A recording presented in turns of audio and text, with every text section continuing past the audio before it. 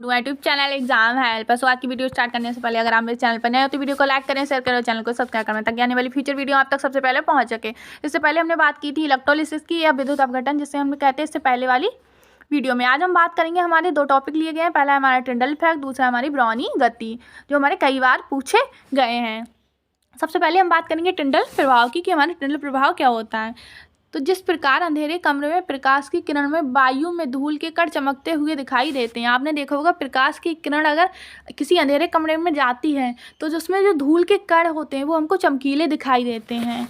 इसी प्रकार लेंसों से केंद्रित प्रकाश को कोलाइडी विलयन में डालकर समकोण दिशा में रख दें। हमने मान लिया समकोण दिशा में रख दिया और सूक्ष्म दृष्टि से देखने पर क्या होगा, कोलाइडी कण होते हैं वो अंधेरे कमरे में घूमते हुए दिखाई हमको देते हैं। ये सब घटना को देखते हुए एक वैज्ञानिक थे जिनका नाम था टिंडल। उन्होंने अध्ययन किया कि आखिर ऐसा ऐसा होता क्यों है। तो उनको पता चला ये ऐसा एक प्रभाव के कारण होता है। इसी घटना के आधार पर वैज्ञानिक टिंडल ने कोलाइडी विलयन में एक प्रभाव का अध्ययन किया। उन्होंने अध्ययन किया कि ऐसा क्यों हो रहा, तो उन्हें पता चला ये एक प्रभाव के कारण हो रहा, जिसे इन्होंने क्या कहा था, टिंडल प्रभाव कहा था। अतः कोलाइडी कणों द्वारा प्रकाश के प्रकीर्णन के कारण ही टिंडल प्रभाव होता है। जो हमारा टिंडल प्रभाव है वो आखिर होता क्यों है, तो ये क्या है, प्रकाश के प्रकीर्णन के कारण ही हमारा टिंडल का प्रभाव होता है। कोलाइडी कणों का आकार होता है वो प्रकाश की तरंगदैर्घ्य से क्या होता है, हमारा कम होता है। क्या प्रकाश की किरणों के कोलाइडी कणों पर पड़ने वाले कण प्रकाश की ऊर्जा को क्या कर लेते हैं, अवशोषित कर लेते हैं। जो कोलाइडी कणों पर पड़ने वाले कण हैं वो क्या है, प्रकाश की जो ऊर्जा आ रही है उनको अवशोषित कर लेते हैं और आत्मदीप हो जाते हैं। अवशोषित ऊर्जा क्या होती है, पुनः छोटी तरंगों के प्रकाश के रूप में प्रकीर्णित होने लगती है। जो उन्हें ऊर्जा को अवशोषित किया है वो क्या है, प्रकीर्णित होने लगती है। इसके कारण ही क्या है, नीले रंग का एक शंकु दिखाई देता है, जिसे क्या कहते हैं, हम टिंडल शंकु कहते हैं। और ये घटना को क्या कहेंगे, हम टिंडल प्रभाव। जैसे कि हमने देखा यहाँ से प्रकाश की किरणें जो आ रही हैं तो क्या बन रहा है, एक शंकु के आकार का बन रहा है, जिसे हमने कहा टिंडल प्रयुक्त शंकु। और ये क्या है, हमारा अंधेरा कमरा है, इसमें ये कोलाइडी विलयन लिया हुआ है। किससे देख रहे हैं हम, सूक्ष्मदर्शी के द्वारा। तो साधारण शब्दों में हम कह सकते हैं, जब हम क्या कहते हैं, प्रकाश की किरण में धूल के कणों को देखते हैं तो वो हमको चमकदार दिखाई देते हैं। ऐसा क्यों होता है, ये सब क्यों होता है, इसीलिए एक वैज्ञानिक थे टिंडल, इन्होंने अध्ययन किया कि आखिर ऐसा होता क्या। तो उन्होंने देखा कि ऐसा एक प्रभाव के कारण होता है, जिसे इन्होंने टिंडल प्रभाव का नाम दिया। इन्होंने कहा टिंडल प्रभाव इसलिए होता है क्योंकि प्रकाश के प्रकीर्णन के कारण ही जो उसके कण होते हैं वो हमको क्या, चमकीले दिखाई देते हैं। इसी कारण प्रकाश के प्रकीर्णन के द्वारा ही क्या होता है, हमारा टिंडल प्रभाव होता है।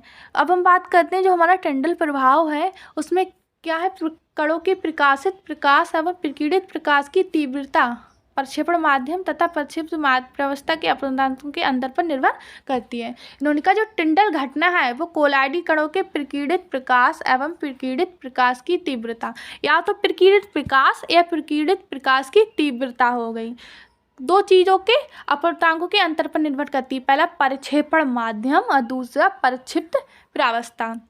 जो हमारा प्रकीर्णित प्रकाश हो रहा है उसकी प्रक्षेपण माध्यम और प्रक्षिप्त प्रावस्था के अपवर्तनांकों के अंतर पर निर्भर करती है।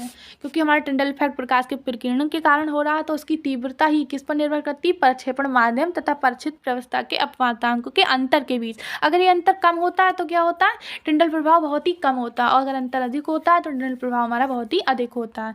अब देखो इसमें आगे क्या, यदि यह अंतर कम होता है, देखो मैंने बताया कि यदि यह अंतर कम होता है तो द्विवर्षीय कोलाइडी विलयन में टिंडल प्रभाव बहुत ही क्षीण होता है या फिर बहुत ही कम होता है। और यदि ये अंतर अधिक होता है तो टिंडल प्रभाव क्या होता है, हमारा अधिक होता है।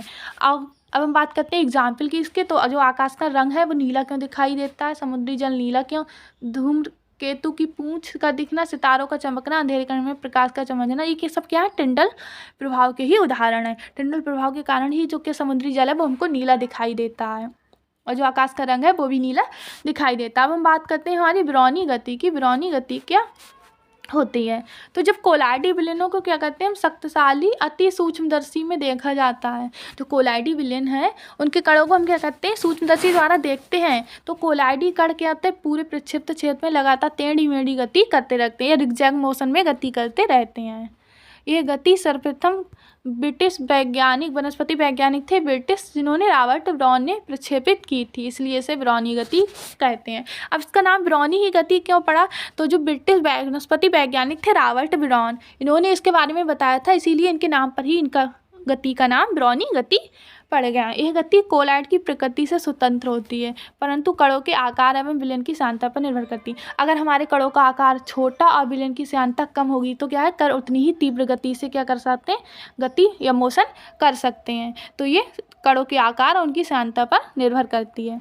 जैसे ये कोलॉइड विलयन, इसमें क्या है, अगर हम सूक्ष्म दृष्टि द्वारा देख रहे हैं तो कण हमको जिगजैग मोशन या टेढ़ी मेढ़ी गति करते हुए दिखाई दे रहे हैं। इसी को हमने क्या कहा, ब्राउनी गति।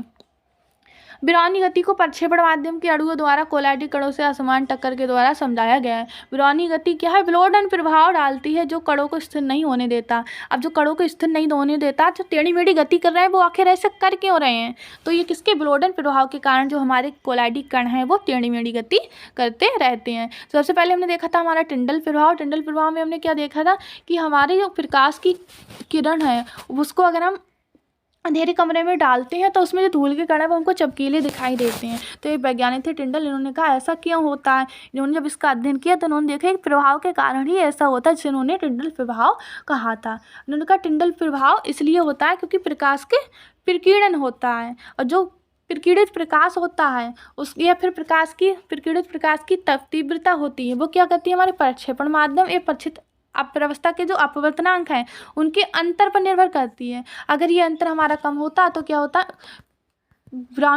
ये अंतर हमारा कम होता तो टिंडल प्रभाव हमारा क्या होगा, अधिक होगा, और अगर ये अंतर अधिक होगा तो टिंडल प्रभाव हमारा अधिक होता। अगर कम होगा अंतर तो टिंडल प्रभाव हमारा कम होगा और या क्षीण होगा। अगर ये अंतर अधिक होगा तो टिंडल प्रभाव हमारा अधिक होगा। इसके बाद हम बात करेंगे हमारी ब्राउनी गति की। तो ब्राउनी गति में क्या है, जब हम किसी सूक्ष्मदर्शी द्वारा क्या कोलॉइडल कण को देखते हैं तो वो हमको टेढ़ी मेढ़ी गति करते हुए दिखाई देते हैं।